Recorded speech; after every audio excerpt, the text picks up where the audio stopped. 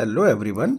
Recently हमने ये देखा था कि इकोनॉमिक स्लोडाउन ग्लोबल लेवल पे होने की वजह से बड़े बड़े कारपोरेट कंपनीज़ अपनी ग्रोथ अचीव नहीं कर पा रहे थे या स्ट्रगल कर रहे थे, और वो स्ट्रगल कर रहे थे अपनी प्रॉफिटेबिलिटी को भी मेंटेन करने में, जिसकी वजह से बहुत सारी कंपनीज़ ने अपने स्टाफ को ले ऑफ किया और अभी भी कर रहे हैं, और उन्होंने नई हायरिंग भी एक तरीके से कम कर दी थी, जिसका सीधा असर हमने देखा था कि हमारे इंडिया के जो सबसे प्रेस्टिजियस मैनेजमेंट यानी बी स्कूल्स हैं, लाइक आईआईएम्स, उनकी हायरिंग पे भी पड़ा था। बीच में सुनने में आया था कि 2024 का जो समर प्लेसमेंट था आईआईएम बेंगलोर का, उसमें कुछ स्ट्रगल हुआ, और आईआईएम लखनऊ का फाइनल प्लेसमेंट 2024 बैच का 72 स्टूडेंट्स वर रिमेन्ड अनप्लेस्ड। हालांकि वो सारे प्लेस हो गए, बेंगलोर के भी और लखनऊ के भी।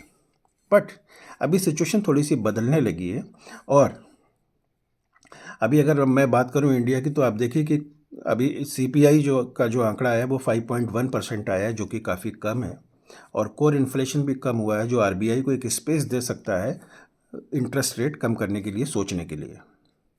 फ्रेंड्स, अमेरिका में भी ऐसी जो है वो हालत अच्छी होनी शुरू हो गई है, जिसका एक प्रूफ है अभी IIM Ahmedabad, IIM Indore, IIM Bangalore, IIM Lucknow के फाइनल प्लेसमेंट के जो नंबर्स आए हैं उनसे प्रूव होता है। ये कैसे? ये 100% बच्चे इनके प्लेस्ड हो गए हैं। और इस साल मज़े की बात यह है कि ज़्यादा नंबर ऑफ़ रिक्रूटर्स आए हैं, यानी ज़्यादा कंपनीज़ ने कैंपस में विजिट किया है, और ज़्यादा नंबर ऑफ़ रोल्स ऑफ़र किए हैं बच्चों को, और ऑब्वियसली पैकेज भी ज़्यादा ऑफ़र किए हैं। ये क्या दिखाता है? ये दिखाता है हमारे आईआईएम की क्वालिटी ऑफ एजुकेशन, जिसकी पावर इतनी ज़्यादा है कि हर बड़ी कंपनी यहाँ से मैनेजर अपने हायर करना चाहती है।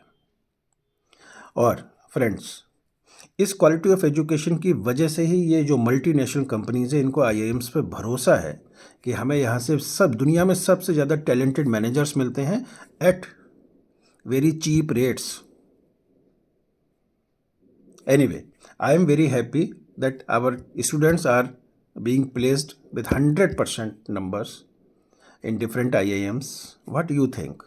Thank you very much. All the best.